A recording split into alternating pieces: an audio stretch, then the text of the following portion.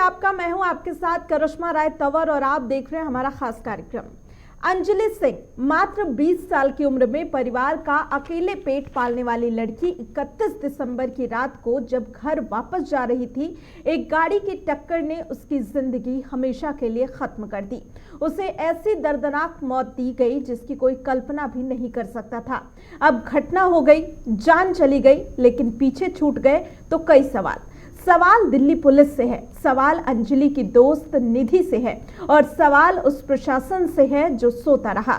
इस घटना में अब तक दिल्ली पुलिस की भूमिका ही सवालों के घेरे में चल रही है। उन सवालों के जवाब मिल पाते उससे पहले ही अंजलि की दोस्त निधि ने कई और दूसरे खुलासों से अब इस मामले को और ज्यादा उलझा दिया है। अंजलि की दोस्त निधि ने बताया कि आरोपी लड़कों ने जानबूझकर उनकी स्कूटी को टक्कर मारी। ये टक्कर सामने से हुई और इसके बाद अंजलि गाड़ी के नीचे फंस गई। बावजूद इसके आरोपी गाड़ी को भगाते रहे। तो ये जो खुलासे हैं बेहद हैरान करने वाले हैं और अब सवाल कई सारे उठ रहे हैं। मैं और मेरी फ्रेंड वहाँ पे पार्टी कर रहे थे। उस दौरान उसने थोड़ी ज्यादा ड्रिंक कर ली थी। ड्रिंक करने के बाद उसको होश नहीं था। हमारी इस बात पे बहस हो रही थी, सबको ये जानना है किस बात पे हमारी इस बात पे बहस हो रही थी। उसने कहा था मैं ड्राइविंग करूंगी, मैंने कहा था कि तू ड्राइविंग नहीं करेगी, मैं ड्राइविंग करूंगी। हाँ, मैं होपलेस हो गई थी और मुझे कुछ समझ नहीं आ रहा था मैं क्या मुझे जो ठीक लगा कि अपने घर जाना चाहिए, इसलिए मैंने पुलिस को इन्फॉर्म नहीं करा कि मुझे लगा मेरे घर जाना चाहिए, इसलिए मैं घर चली गई। सामने से कार आ रही थी, हमारी स्कूटी आ रही थी। उस कार वाले ने हमारा बचाव नहीं करा बिल्कुल भी और हमने अपना बचाव बहुत करने की कोशिश करी। उस कार वाले ने एकदम चढ़ा मेरी फ्रेंड थी मेरे साथ थी, वो अंदर घुस गई थी गाड़ी के और मैं साइड में गिर गई थी। तो अंजलि की मौत के मामले में अब एफएसएल रिपोर्ट भी आ गई है। एफएसएल रिपोर्ट के मुताबिक अंजलि कार के लेफ्ट साइड के फ्रंट व्हील में फंसी हुई थी। उसके ज्यादातर ब्लड स्टेन लेफ्ट साइड के फ्रंट और बैक व्हील के नीचे मिले हैं। हालांकि कार के अंदर अंजलि के होने के कोई सबूत नहीं मिले हैं। चलिए अब एक नजर डालते हैं कि आखिर इस केस में अब तक क्या कुछ हुआ है और ग्राफिक्स के जरिए आपको पूरा मामला समझाते हैं। दरअसल मामले की छानबीन के दौरान पुलिस को कई नए सीसीटीवी फुटेज इस केस में मिल चुके हैं और इसी के साथ लोगों के गुस्से का सामना दिल्ली पुलिस और उपराज्यपाल को भी करना पड़ रहा है। वो भी लगातार सवालों के घेरे में है। दिल्ली महिला आयोग की अध्यक्ष स्वाति मालीवाल ने कई सवाल पूछे हैं और लगातार दिल्ली पुलिस पर सवाल उठाती हुई दिखाई दे रही है। मामले में 5 आरोपियों को अदालत ने 3 दिन के लिए पुलिस हिरासत में भेज दिया है। वहीं गृह मंत्री ने दिल्ली पुलिस से इस मामले में जल्द से जल्द कार्रवाई करने का आदेश भी दिया है और पोस्टमार्टम में रेप की पुष्टि लड़की के साथ नहीं हुई है। वहीं विशेष आयुक्त शालिनी सिंह की अध्यक्षता में जांच समिति का गठन कर दिया गया है और घटना के बाद पुलिस लगातार पीड़ित परिवार के संपर्क में बनी हुई है। जल्द ही आरोपियों को घटना स्थल पर ले जाकर सीन रिक्रिएट भी किया जाएगा। परिजनों का आरोप है कि यह महज एक सड़क हादसा नहीं है बल्कि साजिश है और पीड़िता की मां ने तो बेटी के साथ कुछ गलत होने की आशंका भी जताई थी। और अब बड़ी अपडेट आपको बता दें कि दिल्ली में महिलाओं के खिलाफ लगातार आपराधिक मामले बढ़ते जा रहे हैं। दिल्ली के आदर्श नगर में भी महिला को चाकू मारा गया है और दिल्ली के पांडव नगर में लड़की पर तेजाब फेंकने की धमकी दी गई है। वहीं कंझावला मामले में आज दिल्ली पुलिस की प्रेस कॉन्फ्रेंस भी हो सकती है। तो दिल्ली देश की राजधानी जहां पर हजारों पुलिसकर्मी महिलाओं की सुरक्षा में तैनात किए गए हैं, बावजूद उसके देश की राजधानी में महिलाएं सुरक्षित नहीं हैं और एक के बाद एक कई आपराधिक मामले निकल के सामने आ रहे हैं। अभी एक तरफ जहां कंझावला मामले में पुलिस छानबीन कर रही है, सवालिया घेरे में है, वहीं दूसरी तरफ अब दिल्ली के आदर्श नगर से भी मामला निकल के आया है जहां पर एक लड़की को चाकू मारा गया है।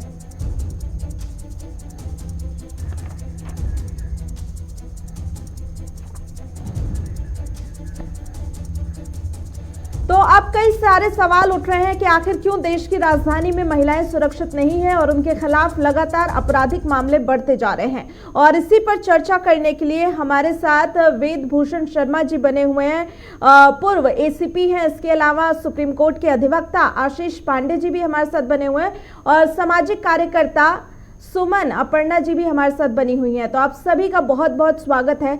और सबसे पहले सुमन अपर्णा जी, मैं आपके पास आ रही हूं क्योंकि जिस तरीके से देश की राजधानी में कहा जाता है कि हजारों पुलिसकर्मी महिलाओं की सुरक्षा में तैनात हैं और देश की बेटियां सुरक्षित हैं, लेकिन जिस तरीके से आपराधिक मामले बढ़ रहे हैं उसमें पुलिस पर तो सवाल उठते ही हैं, लेकिन सवाल बहुत बड़ा ये भी है कि आखिर क्यों देश की राजधानी में महिलाएं सुरक्षित नहीं हैं।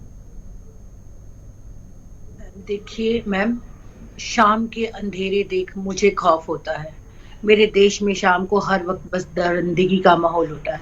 ये मैंने पहले भी बहुत बार कहा है और बहुत बार लिखा भी है कि हम लोग सिर्फ बात करते हैं वुमेन एम्पावरमेंट की, बात करते हैं वुमेन प्रोटेक्शन की, लेकिन ये चीजें सिर्फ खोखली बातें हैं और किताबों में रह गई हैं।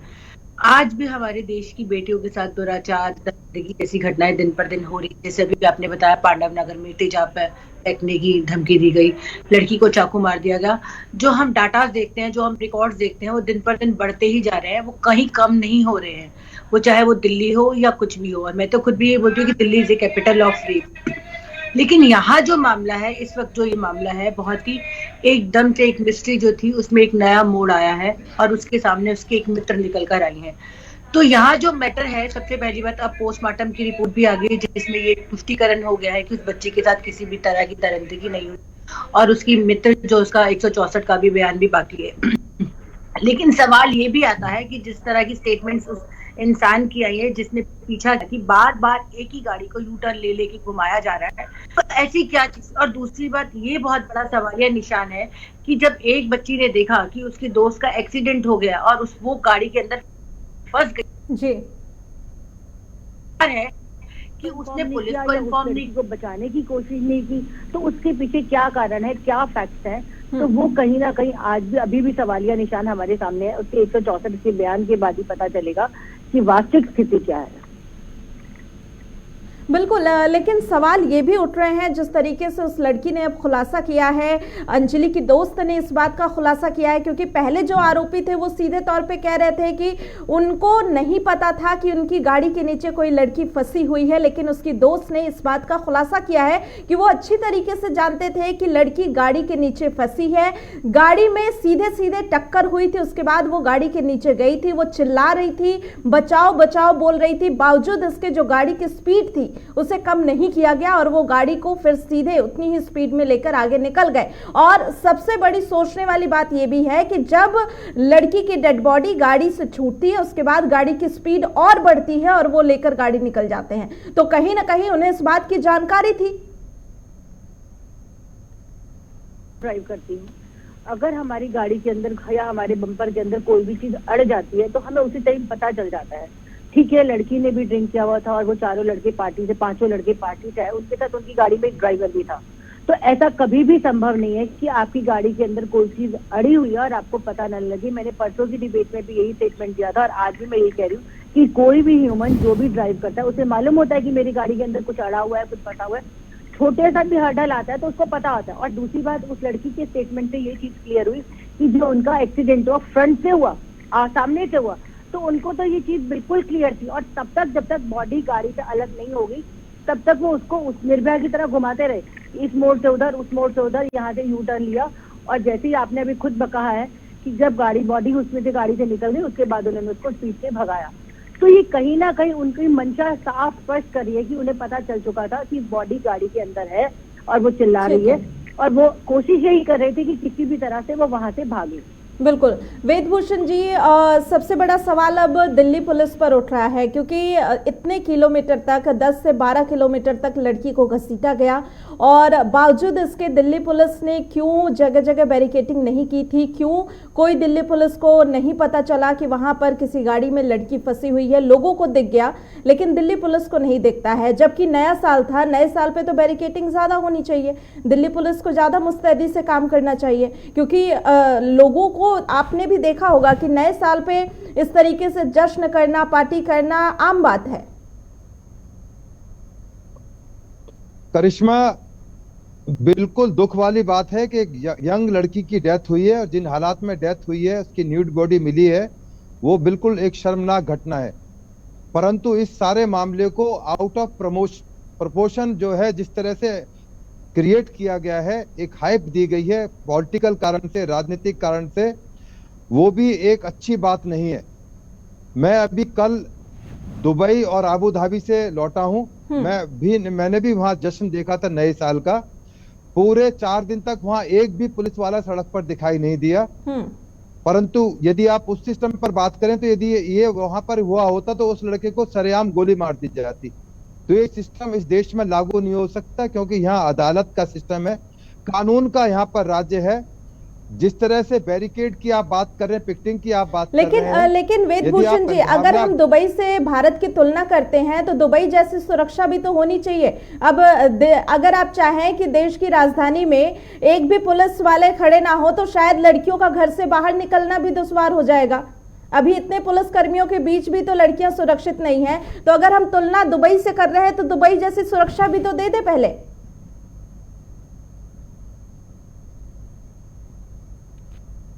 वेदभूषण जी, आपकी आवाज हम तक नहीं पहुंच रही है। मैं फिर से आपके पास आऊंगी, शायद माइक में कोई प्रॉब्लम है, आपकी आवाज हम तक नहीं आ रही है। सुप्रीम कोर्ट के अधिवक्ता भी हमारे साथ बने हुए हैं। आशीष जी, मैं आपके पास आऊंगी, क्योंकि देखिए आप तक मेरी आवाज पहुंच रही है। आशीष जी? जी, आई कैन हियर यू। जी आशीष जी, मेरा आपसे यही सवाल है। देखिए, जिस तरीके से ये मामला निकल के सामने आया है, बहुत सारे खुलासे अब मृतका अंजलि की दोस्त ने भी किए हैं और उसने इस बात को बताया है कि जानबूझ के कहीं ना कहीं लड़की को साथ में घसीटा गया है, ये जानते हुए कि वो गाड़ी में फंसी है। वहीं जो 5 आरोपी इस समय पुलिस रिमांड में है, उनकी तरफ से भी इस बात का खुलासा किया गया है। उन्होंने इस बात को माना है कि जब लड़की गाड़ी से गिरी तो उतरे, देखा और फिर वो डर गए थे, वहां से भाग गए। तो कहीं ना कहीं उनकी मंशा इस बात की थी कि लड़की को मारना है।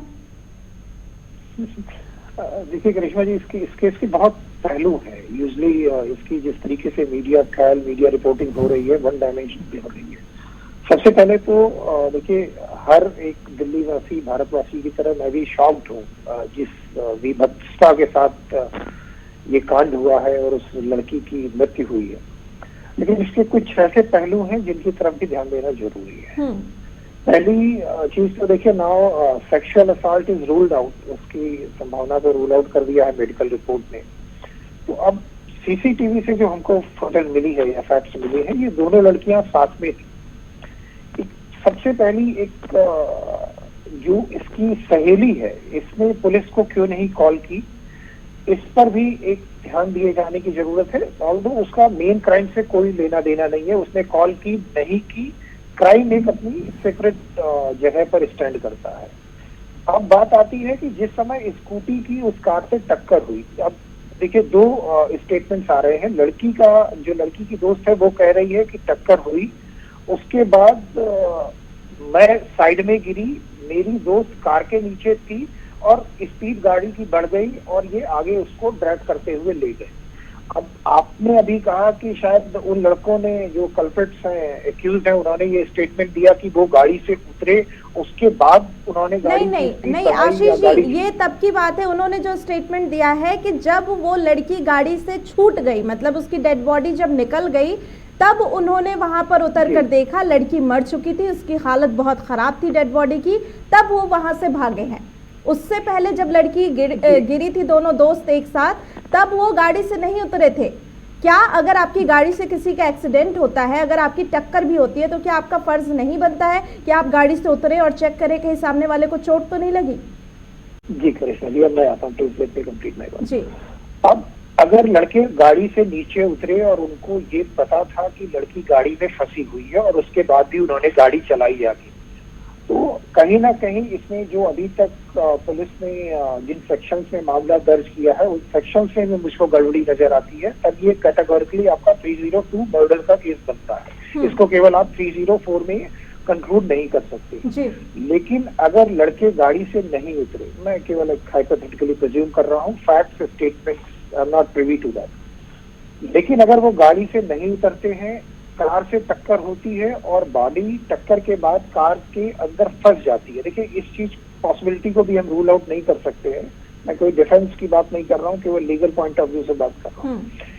अभी लड़कों की क्या वो इंटॉक्सिकेटेड स्टेट में थे, उन्होंने शराब पी हुई थी या नहीं पी हुई थी, इन सब की भी बेरिंग होगी कि उनकी स्टेट ऑफ माइंड क्या थी।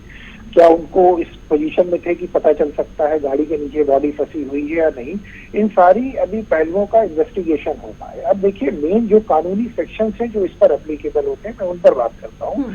फैक्ट्स जिस तरीके से इमर्ज होंगे इन्वेस्टिगेशन के बाद, उस पर ये सेक्शंस एप्लीकेबल होंगे। देखिए, सबसे पहले एक हमारे पास कानून में एक हिट एंड रन का होता है केस। एक उसके बाद एक केस होता है कि आप अगर किसी की डेथ कॉज करते हैं बाई नेग्लिजेंस, जैसे आपने कहा एक ड्यूटी कास्ट की गई है कि आपको देखना चाहिए या नहीं देखना चाहिए। एक हमारे पास सेक्शन होता है आईपीसी में 304, जब आप किसी की डेथ कॉज कर देते हैं लेकिन आपकी इंटेंशन नहीं होती है उस डेथ को कॉज करने की, हत्या आपका पर्पज नहीं होती है।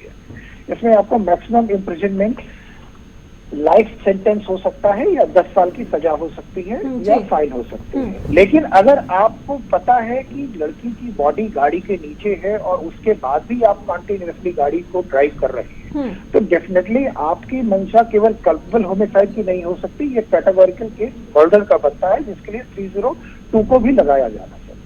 जी ठीक है वेदभूषण जी, आप तक मेरी आवाज पहुंच रही है? जी, आप अब मिल रही है। बीच में कॉल आ गई थी इसलिए शायद डिस्ट्रप्शन आया था। जी वेदभूषण जी, मैं उसी सवाल को आगे बढ़ा रही हूँ जिस पर हमारी चर्चा हो रही थी, और मैं यही बात कह रही थी कि अगर हम इस बात की तुलना करते हैं कि भाई देखिए दुबई में किस तरीके से वहाँ पर पुलिसकर्मी तैनात नहीं थे और दिल्ली में इस tariके की घटनाएं निकल के सामने आ रही है, अब यहाँ पर वैसे सुरक्षा भी नहीं मिल रही। और दूसरी बात ये भी है कि देखिए ये कोई पहला आपराधिक मामला नहीं है, महिलाओं के खिलाफ लगातार आपराधिक मामले होते जा रहे हैं। इससे पहले हमने देखा था किस तरीके से वेस्ट दिल्ली में एक लड़की के ऊपर तेजाब फेंक दिया गया था। अब फिर से दिल्ली के पांडव नगर से मामला निकल के सामने आया जहां पर एक लड़की के ऊपर तेजाब फेंकने की धमकी दी गई है। आदर्श नगर से मामला निकल के आया, एक लड़की को चाकू मार दिया गया है। तो हमें आज भी याद है किस तरीके से 10 साल पहले जब निर्भया मामला हुआ था, उस समय ऐसा लग रहा था तमाम लोग दिल्ली की सड़कों पर आ गए थे, बेटियों की सुरक्षा के लिए बहुत सारी मुहिम चलाई गई थी और कहा गया था कि हम उस घटना से एक सीख लेंगे। लेकिन 10 साल में क्या बदला है? अभी भी बेटियां उतनी असुरक्षित हैं? देखिए करिश्मा जी, इसके लिए पुलिस या अदालत जिम्मेदार नहीं है, मैं जिम्मेदार हूं, आप जिम्मेदार हैं, जो हमारे अधिवक्ता साहब बैठे हैं, जितने भी लोग हैं हिंदुस्तान के, हम सब जिम्मेदार हैं। आप क्या नहीं समझते कि उन परिवारों को क्या शिक्षा दी गई थी?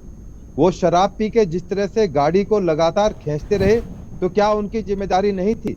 तो उनकी भी जिम्मेदारी थी, उस लड़की की भी जिम्मेदारी थी जो रात को बैठ के अपनी सहेली के साथ होटल में दारू पी रही थी। शराब पीना कोई ऑफेंस नहीं है, पर शराब पी के स्कूटी चलाना, उसको ये भी नहीं पता था कि मैं ट्रक के नीचे आने वाली हूँ, बच गई ट्रक से, फिर आ गई तो फिर कार के नीचे आ गई, हेलमेट उन्होंने पहने नहीं हुए। तो इसमें एक पुलिस को ही केवल दोषी ठहरा देना कि केवल यदि पुलिस वहां तैनात होती तो शायद ये इंसिडेंट ना होता। आपकी बात मान ली, लड़की की गलती है कि ड्रिंक एंड ड्राइव नहीं करना चाहिए, लड़की क्या किसी की भी गलती है कि ड्रिंक एंड ड्राइव नहीं होना चाहिए। मना नहीं कर रहा हूँ। एक मिनट वेदभूषण जी, चलिए आपकी बात मान ली, क्योंकि मैं ये देख रही हूँ कई सारे लोग अब कहीं ना कहीं उस लड़की का जो कैरेक्टर असैसिनेट है उसे करने पर लग गए हैं कि उसने शराब पी हुई थी। लेकिन लेकिन मुद्दा ये उठता है कि अगर उसने शराब पी थी, उसकी गलती मान भी ली कि उसे शराब पी के स्कूटी नहीं चलाना चाहिए था, लेकिन क्या पुलिस ने अपनी जिम्मेदारी निभाई? 10 से 12 किलोमीटर में कोई पुलिस तैनात? अरे पुलिस तो निकम्मी है, पुलिस घटिया है, मान ली मैंने बात, मैं मान रहा हूं कि पुलिस घटिया है। दिल्ली पुलिस की जगह दूसरे किसी कंट्री से आप रिकमेंड कर देना, वहां से पुलिस लगा दी जाएगी। मान लिया यहाँ रामराज जाएगा, ऐसा रामराज जाएगा, यहाँ अपराध नहीं होंगे, ऐसा आपकी जो परिकल्पना है मैं उससे एग्री कर रहा हूँ कि ऐसी परिकल्पना होनी चाहिए कि इस देश में लड़कियों को क्या किसी के ऊपर अपराध ही ना हो। वो दिन आएगा जब आप जैसे हमारे मीडिया एंकर लोग रहेंगे, वो बताएंगे किस तरह पुलिस को चलना चाहिए। मैं आपकी बात को एग्री कर रहा हूँ, मैं ये नहीं कर रहा, मैं करप्टर पर एलिगेशन नहीं लगा कि लड़की ने शराब क्यों पी है, उसको जरूर शराब पीनी चाहिए, डेली पीनी चाहिए, उसमें नहीं जा रहा हूँ मैं। अब आती है बात कानून की। शराब को यहाँ कोई प्रमोट नहीं कर रहा। सुनिए वेदभूषण जी, शराब को कोई प्रमोट नहीं कर रहा। ड्रिंक एंड ड्राइव गलत है और वो हर किसी की जिम्मेदारी है कि अपनी जिम्मेदारी समझे। लेकिन सवाल ये उठ रहा है कि नया साल न्यू ईयर, उस पर क्या पुलिस की चौकसी ज्यादा नहीं होनी चाहिए थी? आपको लगता है कि 10-12 किलोमीटर 20 किलोमीटर के बीच एक भी पुलिस तैनात नहीं होनी चाहिए थी? परिस्थिति रख रहा हूँ, क्या वहाँ 100 पुलिस वाले होते तो क्या उस लड़की की जान बच जाती? यदि और जगह अगर पुलिस वाले होते तो पुलिस वाले होते तो शायद उस लड़की की जान बच जाती है ना, शायद लड़की की जान बच जाती, शायद उन लोगों को समय पर रोक दिया जाता। थोड़ा अभी आप सुनिए, अभी हमारे जो मेरे साथी हैं दोस्त आशीष पांडे जी 302 की बात कर रहे थे, मैं उससे आगे की बात कर रहा हूं। इसमें यदि मेडिकल में यह आ गया कि इन लड़कों ने शराब पी रखी थी तो जो homicide not amounting to murder है 304 वो भी खत्म हो जाएगा। और उससे की भी आगे बात कर रहा हूं, जो फैटल एक्सीडेंट का मुकदमा दर्ज हुआ था उसमें केवल ड्राइवर की जिम्मेदारी फिक्स हो सकती है, तो ये मामला 0 पे निकलेगा। आप अभी तो मर्डर की और 304 की बातें कर रहे हैं। यदि जितनी अदालत में मामला जाएगा और कानूनी पहलू इसके चेक किए जाएंगे, क्योंकि ड्राइवर को जिम्मेदारी फिक्स की जाती है कि उसने फैटल एक्सीडेंट किया। यदि शराब उसके मेडिकल में आ गई तो 304 भी खत्म होने वाली है, मर्डर तो छोड़िए, क्योंकि अदालत के अंदर ये मामला जाएगा, अदालत तमाम पहलुओं को। चलिए ये ठीक है, पुलिस के पास एक अच्छा ठीक है, ये मामला ऐसा आ गया है कि पुलिस के पास चलिए अब एक बहाना मिल गया है कि लड़की ने शराब पी हुई थी तो फैटल एक्सीडेंट बताकर अपना पड़ला झाड़ सकते हैं। लेकिन सुमन जी, मैं आपको ठीक है सुमन जी, मैं आपके पास आ रही हूँ। ठीक है भूषण जी, सलमान खान हीरो का केस सुना है? सलमान खान ने शराब पीकर 5 आदमियों को मार दिया था। सलमान खान का केस आपको याद है? उसके अलावा दिल्ली में BMW केस हुआ था, इन्हीं सेक्शन में मुकदमा दर्ज हुआ था, दिन में दिल्ली पुलिस ने अब दर्ज किया है। बाद में 304 उसमें ऐड की गई। उन मुकदमों का क्या असर हुआ आपको पता? उन दोनों मुकदमा का नेशनल इंपोर्टेंस के मुकदमे थे।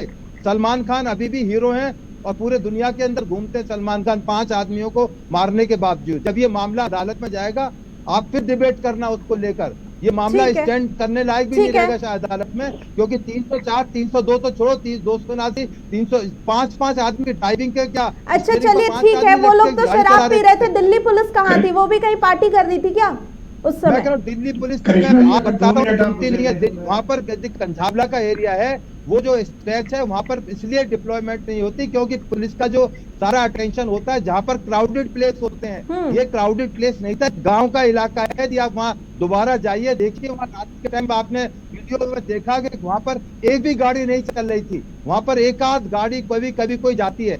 सुल्तानपुरी से कंझावला आप दोबारा अपने किसी एंकर को बोलिए, अपने किसी आदमी को बोलिए, वहाँ शूट करके आएगा, उस टाइम पर 3 बजे शूट करेगा। वहाँ सुमन जी, इस पर आपकी क्या प्रतिक्रिया है? क्योंकि ये एक अच्छा मौका है पुलिस को अपना पड़ला झाड़ने का कि लड़की ने शराब पी रखी थी, गाड़ी चला रहे ड्राइवर्स ने शराब पी रखी थी और टक्कर हो गई।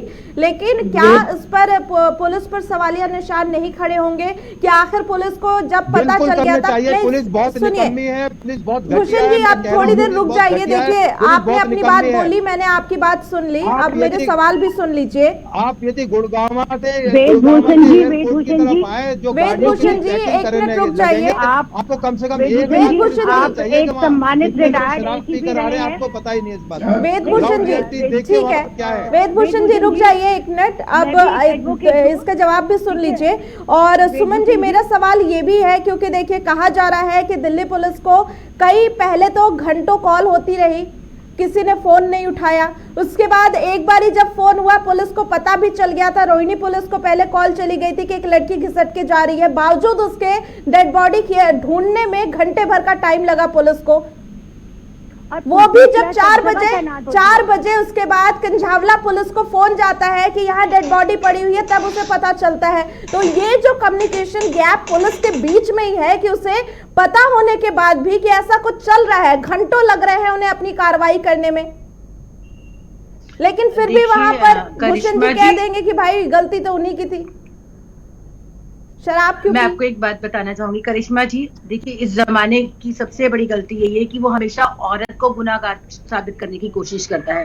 और आप एक सीनियर एसीपी रिटायर्ड रहे हैं वेदभूषण जी, और मैं खुद एक एडवोकेट रही हूँ।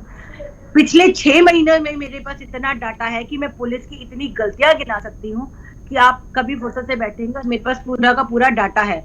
पुलिस हमेशा अपनी गलतियों को हमेशा दूसरों पे इल्जाम लगा देती है। ये बहुत सारी चीजें हैं, और हम भी एडवोकेट होने के बाद भी बेबस होकर कई बार बैठ जाते हैं कि चलो उसको स्ट्रेच नहीं करते, क्योंकि हमारा क्लाइंट हमें मना कर देता है कि पानी में रह के मगर से वैर मत करो। ऐसी परिस्थितियां हमारे सामने आती हैं। और महिलाओं के मामले में मेरे पास जो रिकॉर्ड है, दिल्ली के अंदर दरिंदगी के केसेस बढ़ते जा रहे हैं। और अभी आपने बोला कि एक सुनसान इलाका था। देखिए पीसीआर तो चाहे वो सुनसान इलाका हो या कहीं भी हो, हर थोड़े थोड़े दायरे के अंदर पीसीआर तैनात होती ही होती है। और उस वीडियो की रिकॉर्डिंग के अकॉर्डिंग रोहिणी में 3 या 4 बार उस लड़के ने पीसीआर से कनेक्ट करने की कोशिश की। दूसरी बात ये कि हम एक लड़कियों को या किसी भी लड़की को जज क्यों कर रहे हैं कि वो शराब पी रही है। अगर एक पुरुष शराब पी सकता है तो एक महिला भी शराब पी सकती है। थोड़ी देर बाद कहेंगे कि आप उन दोनों लड़कियों के साथ उन्होंने 2 रूम बुक कराए थे। वो उनका निजी जीवन है, और किसी के भी निजी जीवन को जज करने का हमें कोई हक नहीं है। हाँ, ये ड्रंक एंड ड्राइव का केस मैं मान सकती हूँ कि ये बन सकता है कि उस लड़की ने ड्रंक एंड ड्राइव किया। और जो अभी आशीष की बात कर रहे थे, उन्होंने सिर्फ एक रीजन बताया कि ये सेक्शन उस पर लग सकते हैं। उन्होंने ये नहीं बोला कि अभी केस रजिस्टर्ड हो गया है या क्या कहते हैं एफआईआर फाइल होकर चार्जशीट बन चुकी है। तो अभी तक तो ऐसा कुछ हुआ ही नहीं कि चार्जशीट फाइल हो गई है या ये सब चीजें हो गई है। तो वो हम बात की बातें करेंगे कि किस तरह से सलमान खान वाला मैटर हुआ था या क्या हुआ था। जब तक चार्जशीट फाइल नहीं होगी तब तक सारी सेक्शंस भी क्लियर नहीं होंगे कि कौन सा केस बनेगा और कौन सा केस नहीं बनेगा। लेकिन किसी भी महिला को हमें जज करने का कोई भी हक नहीं है। आप इतने सीनियर, इतने सुलझे हुए एसीपी रिटायर रह चुके हैं, तो आपको महिलाओं के सम्मान की बात करनी चाहिए कि ठीक है, गलतियां बेटियों से भी हो सकती हैं, औरतों से भी हो सकती है, लेकिन बात यहाँ उनकी सुरक्षा की हो रही है। पुलिस जो है, police is a public servant, वो महिलाओं की सुरक्षा के लिए। अगर कोई बच्ची गलत उस पे जा रही है, मैं मानती हूँ परिवार के जो आइडल्स है, मॉरल वैल्यूज है, वही मेरा सवाल था तो सुमन जी कि मान लिया कि लड़की ने शराब पी या लड़कों ने शराब पी, उनकी तो गलती है, उन्हें तो ये तो हम हमेशा से बोलते आए कि भाई ड्रंक एंड ड्राइव किसी को नहीं करना चाहिए, आप खुद अपनी सुरक्षा के लिए जिम्मेदार हैं। लेकिन पुलिस किस लिए होती है? पुलिस अगर आपको लगता है कि कोई गलत कर रहा है तो उसे रोकिए, आपको इसीलिए तो वो जिम्मेदारी दी गई है। चलिए, राजनीतिक विश्लेषक भी हमारे साथ बने हुए हैं, रुद्र विक्रम सिंह जी, उनके पास जाऊंगी। रुद्र जी, आपका स्वागत है। जिस तरीके से ये मामला आ रहा है, कुछ लोग इस पर कह रहे हैं कि राजनीति भी हो रही है, कुछ लोग इस पर कह रहे हैं कि मामले को जानबूझ के उछाला जा रहा है कुछ दूसरे मुद्दों को दबाने के लिए। लेकिन आपकी इस पे क्या प्रतिक्रिया है? क्योंकि आप कितनी भी इस पे राजनीति कर ले, कितने भी इस पे सवाल उठा ले, लेकिन जो मोरल ऑफ द स्टोरी वो यही है कि भाई देश में, राज्य में और राजधानी में बेटियां सुरक्षित नहीं है। तमाम अलग अलग ऐसे मामले निकल के सामने आ रहे हैं जहां पर बेटियों के खिलाफ आपराधिक मामले बढ़ते जा रहे हैं। देखिए, मुझे बिल्कुल हैरानी नहीं है इस बात को लेकर कि दिल्ली में ऐसे मामले आ रहे हैं, क्योंकि अभी सब लोगों ने पूर्व एसीपी जो आपने बिठा रखे हैं उनको हमने सुना। ऐसे ही एसीपी और सचिव शायद अभी भी डिप्लॉय है दिल्ली में, इसी वजह से ऐसे मामले आ रहे हैं जो मामले को कहां से कहां ले जा रहे हैं। आप देखिए, उन्होंने सीधा टीवी चैनल पे बैठ के ये कैसी बातें कर रहे हैं कि वो कैसा केस बनता है, कैसा केस नहीं बनना चाहिए। विश्लेषक साहब, मेरे को बैठाने छोड़ो, आपको हम रिकमेंड करेंगे आप प्रधानमंत्री और होम मिनिस्टर बना जाए, तब आप इस पुलिस को संभालना। आपको बनाया जाएगा, थोड़ा इंतजार कीजिए, आपका नंबर आएगा, आपको गृह मंत्री बनाया जाएगा देश का, तब आप पुलिस आपके अंदर होगी, तब आप पुलिस से काम कराना। हम भी देखें कितने बड़े विश्लेषक हैं आप, कैसे पुलिस को चलाते हैं, कौन से कानून आपको भी टाइम मिलेगा, आपको गृह मंत्री बनाया जाएगा देश का प्रधानमंत्री। हम आपको टेस्ट करेंगे तब आप कितने बड़े कामयाब होते हैं। इतना बड़ा ज्ञान आप टीवी पर बांट रहे हैं, क्या आप उस ज्ञान को इस्तेमाल कर पाएंगे, अपने ज्ञान को, राजनीतिक ज्ञान को, अपने को? आपका हम ज्ञान देखेंगे, आपको बनाएंगे कमिश्नर दिल्ली का। कोई बात नहीं, आपकी रिकमेंडेशन से कांस्टेबल बन सकते हैं। आपको बनाया जाएगा, आपका ज्ञान टेस्ट हो जाएगा, चिंता ना करो। आपका जो रिकमेंडेशन है वो आप जहां अब तक आपका इस्तेमाल हो सकता है वहीं तक रखिए। देखिए, दूसरी बात मैं आता हूँ कि ये कह रहे थे कि पुलिस की कोई गलती नहीं है। अरे भैया, आपके पीटीआर का रिस्पांस टाइम क्या है? मैंने शुरू की पहली लाइन सुनी, पहली लाइन में बताया कि पुलिस की चूक हुई है। मैंने पहली लाइन में बताया है। नहीं, आप शायद सुन नहीं रहे थे, ढंग से नहीं सुन रहे थे आप उसको। मैंने बोला था शालिनी सिंह इसकी जांच कर रही है, स्पेशल की जांच कर रही है उसकी, कहाँ हुई है, गलती कहाँ हुई है। उसने भी ये बात बोली निर्णय पे पहुंच गए, वहाँ निर्णय अदालतों को टाइम लगता है सालों को। आपने एकदम से कह दिया गलती है, मैंने मान लिया, शुरू में मान लिया था गलती हुई है। आप अगर चुप रहेंगे तो मैं अपनी बात कहूंगा। पुलिस डिपार्टमेंट को बंद कर दीजिए ना। आप प्रवक्ता की तरह किसी पार्टी के प्रवक्ता की तरह बात मत करिए। ठीक है, आप किसी पार्टी के प्रवक्ता की तरह बात मत करिए। आप अगर एक्सपर्ट बैठे तो आप अपने पुलिस एक्सपर्ट सिस्टम पर विश्वास तो आपको उठ चुका है। पुलिस सिस्टम पर तो आप विश्वास करते नहीं, तो पुलिस डिपार्टमेंट को बंद कर करेंगे दीजिए। वेदभूषण जी, आप बताओ कैसे करेंगे, कैसे करेंगे यहाँ पर भरोसा नहीं तो बंद कर दो ना कैसे डिपार्टमेंट भरोसा को। किया जाएगा, आप बता दीजिए। विश्लेषक इतने इतने बड़े सारे सवालिया निशान खड़े हो रहे हैं, उस पर भी आप डिपार्टमेंट को बंद कर इस चीज दीजिए। को नहीं मान रहे हैं कि पुलिस की खामियां थी, कमियां थी। आप ये बताने में लगे हुए हैं कि लड़की ने आप शराब ऑस्ट्रेलिया पी से हुई लेके आ थी। जाइए, आप मिडिल ईस्ट से क्या लेके आइए, कमिश्नर लेके बातें आइए, कर वो रहे हैं चलाएंगे भाई? पुलिस को। क्या बेहूदी बात कर रहे हैं भाई साहब? बात करने देंगे मुझे, नहीं करने देंगे?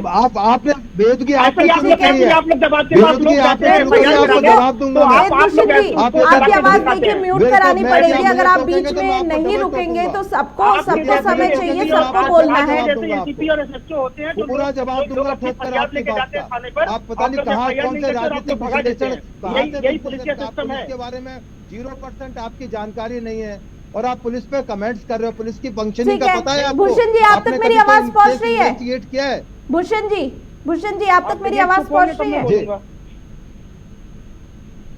जी पहुंच रही है जी, प्लीज आप थोड़ी देर रुक जाइए, पहले उन्हें अपनी बात पूरी कर लेने दीजिए, फिर आप अपनी बात कीजिएगा। जब आपने बोला था तो किसी ने बीच में नहीं बोला। शुरू में कहा था करिश्मा की पुलिस की गलती हुई है, उसकी जांच की जा रही ठीक है, अभी आपके पास आऊंगे तो आप अपनी बात पूरी कीजिएगा। अब आप बीच में बोलेंगे तो किसी की बात क्लियर नहीं होगी। आपने अपना पक्ष रख लिया, ठीक है, अब उन्हें अपना पक्ष रखने दीजिए। ये डिबेट है, यहाँ पर सबको बोलने का अधिकार है। जवाब जरूर दूंगा मैं, ठीक है। नहीं करिश्मा, यदि उंगली उठाएंगे, मेरे ऊपर उठाएंगे, जवाब जरूर दूंगा। लेकिन आप बीच में नहीं बोल सकते ना, जब आपकी बारी आए तो फिर आप जवाब दीजिए। बात को नहीं सुनूंगा। मान लिया पुलिस की गलती थी, तो क्या पुलिस डिपार्टमेंट बंद कर दोगे? क्या कार्रवाई की आपने? क्या कार्रवाई किया? चलिए मान लीजिए आपने गलती किया, क्या कार्रवाई की पुलिस वालों पे? क्या कार्रवाई हुई पुलिस वालों पे? गलती आपने माना, चलिए क्या कार्रवाई की आपने पुलिस वालों पे? अरे इंक्वायरी हो रही है, इंक्वायरी हो रही है। निर्भया कांड में 2 डीसीपी के ट्रांसफर हुए थे। इंक्वायरी कैसे होती है? इंक्वायरी आप लोगों सिस्टम में रख के इंक्वायरी करेंगे उनके खिलाफ? ऐसे इंक्वायरी होती है? एक ही दिन में 5 दिन आप सिस्टम में रख के इंक्वायरी आपको लगाते हैं इंक्वायरी कैसे अफसर, होती है इंक्वायरी? आपको इंक्वायरी अफसर लगवा देते हैं, कह के कि आप इंक्वायरी कर गए, इंक्वायरी करके आप रिपोर्ट दे दीजिएगा, आपकी रिकमेंडेशन पे हो जाएंगे। समझ सकता हूँ भाई साहब, डिसमिस कर दीजिए, उनको अरेस्ट कर लीजिए पुलिस वालों को। जैसे लोग जब थाने में अरे आपकी रिकमेंडेशन पे पुलिस वाले अरेस्ट हो जाएंगे। वेदभूषण जी, सिर्फ अपनी बात करने से कोई सही प्रूव नहीं हो जाता है। चलिए आशीष पांडे जी भी कुछ कह रहे हैं, एक बार आशीष जी को सुन लेते हैं। रिक्वेस्ट है 2 मिनट के लिए प्लीज मुझको भी समय दीजिए, आपको मैं सम्मानपूर्वक समझा रहा। देखिए सबसे पहली बात तो वेदभूषण शर्मा जी, उनको मैं व्यक्तिगत रूप से जानता हूँ, 1 दशक से जानता हूँ, बहुत ही कॉम्पिटेंट ऑफिसर रहे हैं, तो उन पर कोई पर्सनल एलिगेशन नहीं लगा सकते। शालिनी सिंह जी जिनके अंडर में एक पूरी इंक्वायरी हो रही है, she is also very competent officer, so we believe कि जो भी सत्य है वो सामने आएगा। दिल्ली पुलिस एक बहुत ही कॉम्पिटेंट ऑर्गेनाइजेशन है, उस पर एज एन इंस्टीट्यूशन हम कोई एलिगेशन नहीं लगा सकते। लेकिन देखिए गड़बड़ क्या होती है? गड़बड़ ये होती है कि पुलिस का काम केवल एक इन्वेस्टिगेटिंग एजेंसी का नहीं होता, एक प्रिवेंटिव एजेंसी का भी होता है।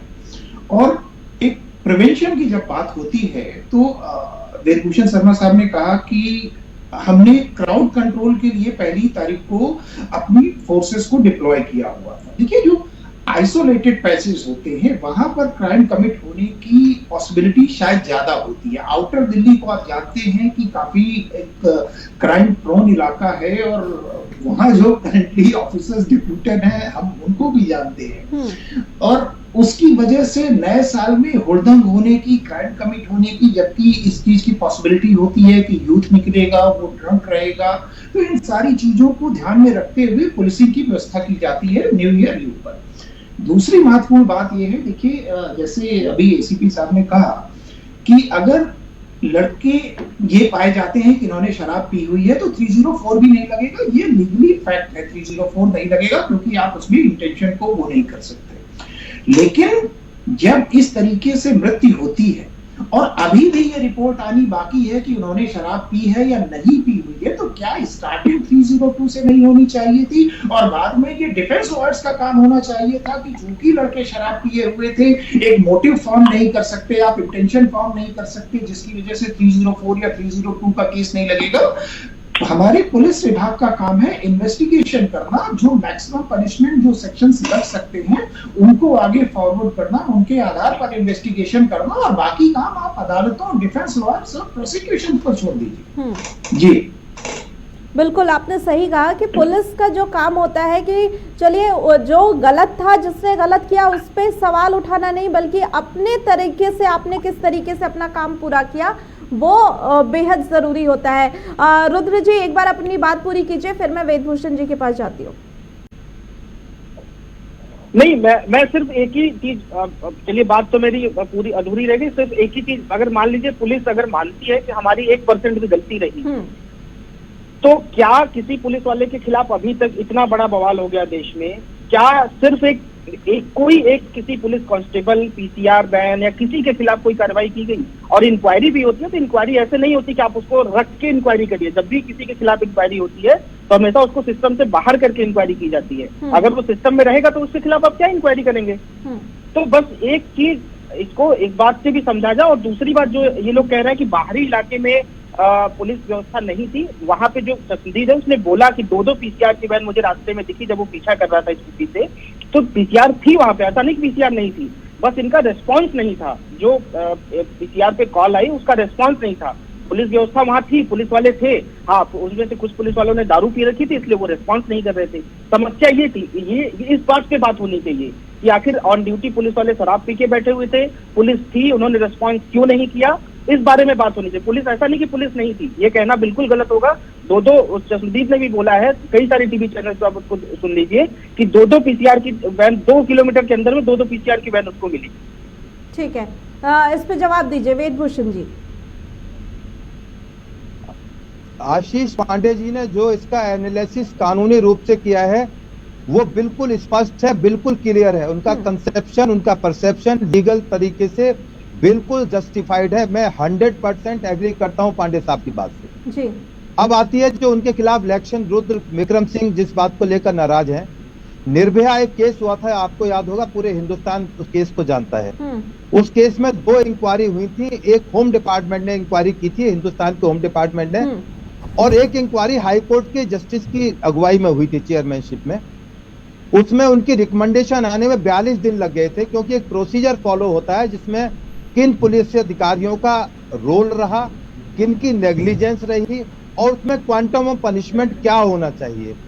उसमें 42 दिन बाद ये रिकमेंडेशन आई कि डीसीपी ट्रैफिक और डीसीपी पीसीआर, जिनके अंडर ये 2 डिपार्टमेंट थे, उनके खिलाफ कोर्सिव एक्शन लिया जाए, उनके खिलाफ इनेक्शन का एक्शन लिया जाए, उनके खिलाफ जो उनके डिरेक्शन ऑफ ड्यूटी थी उसमें एक्शन लिया गया, उसमें एक्शन लिया गया। अब इस केस के अंदर गृह मंत्री, आपने खुद देखा कि खुद इसमें इंटरेस्टेड थे, वो अपनी बियॉन्ड चीज पर जाकर उन्होंने इंटरवीन किया, ये सबके लिए अच्छी बात है। और ये बहुत बेकार बात है साहब कि ऐसी घटना के लिए होम मिनिस्टर को इन्वॉल्व होना पड़ रहा है।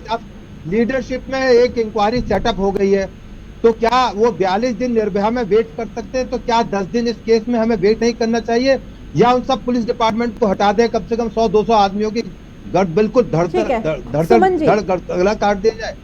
थोड़ा इंतजार करें, अभी चार्जशीट भी आएगी, अदालत में भी आप बोलोगे चार्जशीट फाइल होगी, कल तक इनकी कन्विक्शन आ जानी चाहिए, इन सबको सजा हो जाना चाहिए। क्योंकि सिर्फ ये एक आपराधिक मामले की बात नहीं है, हर एक आपराधिक मामले की बात है कि अगर पुलिस इतनी सख्ती से और इतनी मुस्तैदी के साथ अपना काम कर रही है तो जो तमाम अपराधी है उनमें खौफ क्यों नहीं है? क्यों दिन दहाड़े लड़कियों पर तेजाब फेंक दिया जाता है? क्यों दिन दहाड़े उन्हें चाकू मार दिया जाता है? इसके लिए मैंने पहले भी बोला है कि पुलिस की ही जिम्मेदारी नहीं है, समाज की भी जिम्मेदारी है। जो लोग तेजाब फेंक रहे हैं, या अभी आपने श्रद्धा मर्डर केस देखा होगा, उसमें क्या पुलिस की जिम्मेदारी थी कि उस लड़की के प्यार अफेयर के बीच में आके कूद पड़ती पुलिस?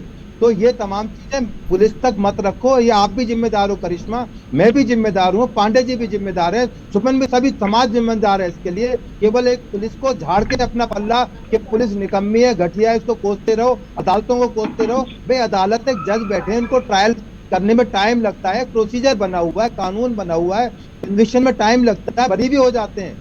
तो इसलिए थोड़ा धैर्य रख। देखिए करिश्मा जी, वेदभूषण जी ने एक बात बोली कि एक सामाजिक जिम्मेदारी है। सामाजिक जिम्मेदारी है, बिल्कुल जरूरी है, और समाज की जो शुरुआत होती है वो घर से ही होती है। हम अपने बच्चों को कभी ये नहीं सिखाते कि महिलाओं का सम्मान करो। हमने अपने बच्चों को संस्कार देने बंद कर दिए। जो माता पिता, पहले स्कूल में एक चैप्टर पढ़ाया जाता था मोरल एजुकेशन का, नैतिक शिक्षा का, आज हमारे जो बच्चे हैं वो मॉडर्न लाइफ की तरफ बढ़ रहे हैं। वो उन्हें आइडल्स और वैल्यूज से कोई मतलब ही नहीं है।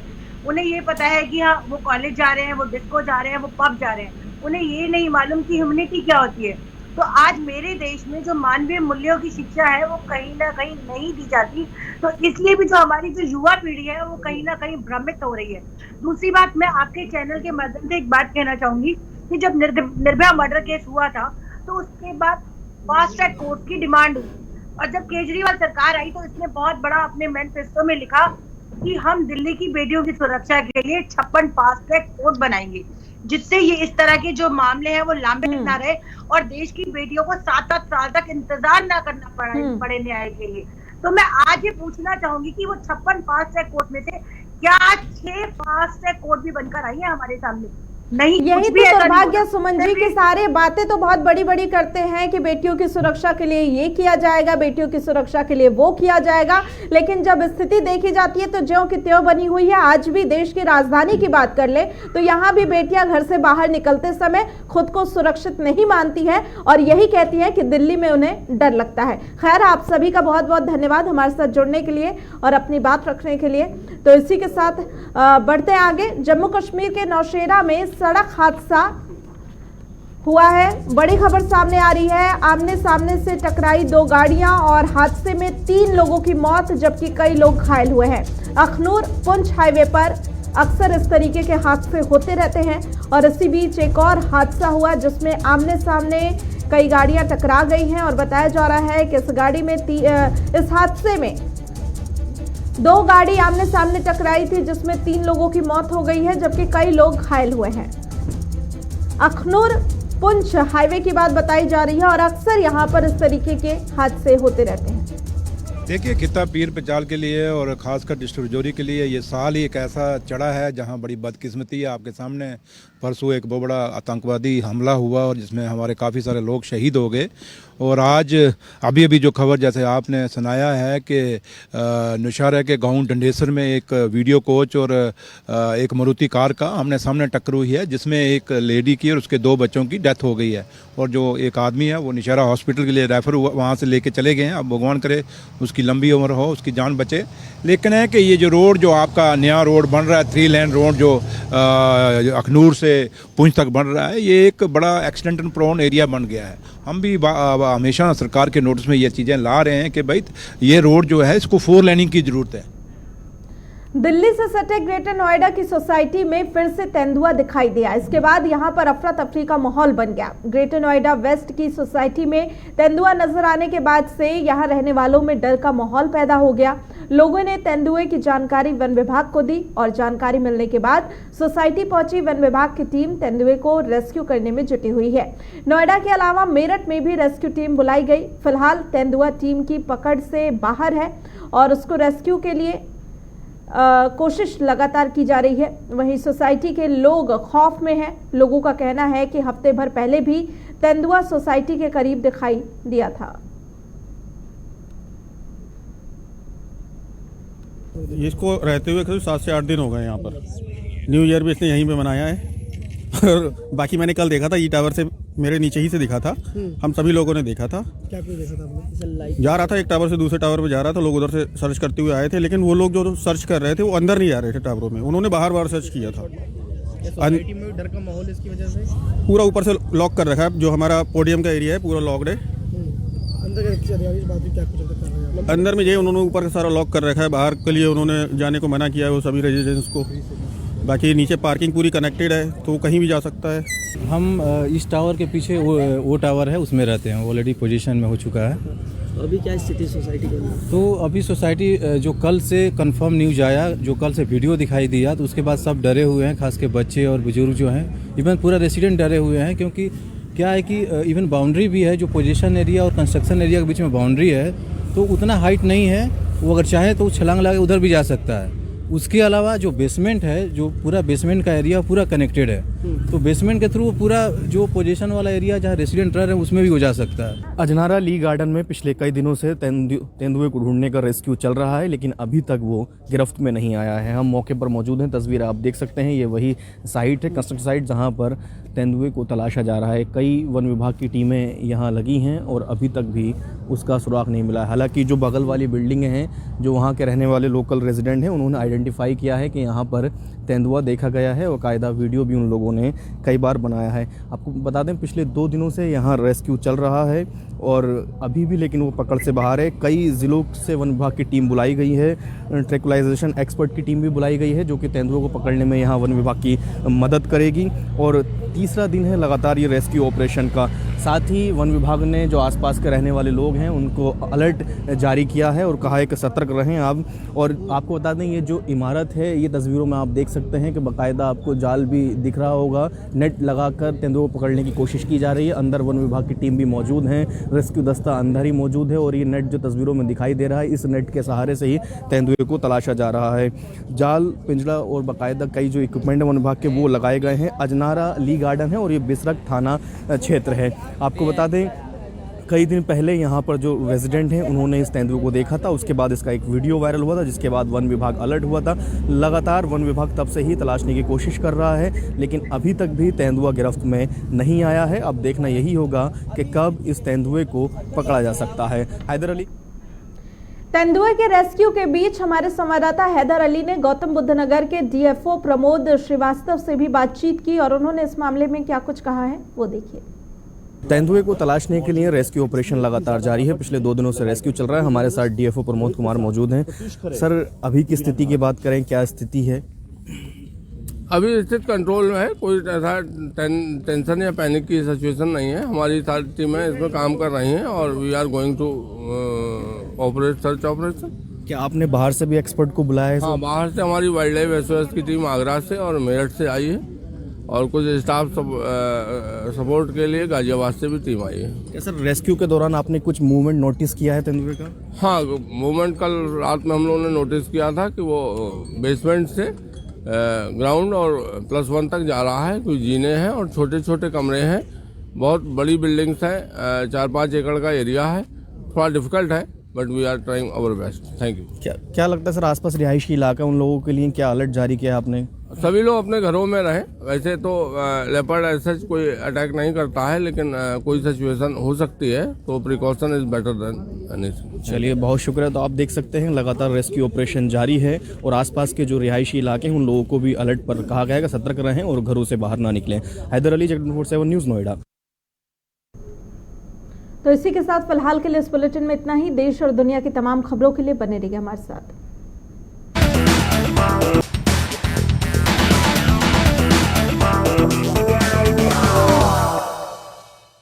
एक है जमीन मेरी, एक है मौका मेरा, इसमें सब लगाऊंगा, अपने इरादों से मजबूत एक घर बनाऊंगा। हाँ शुक्ला जी, भिजवाना सिर्फ अल्ट्राटेक ही।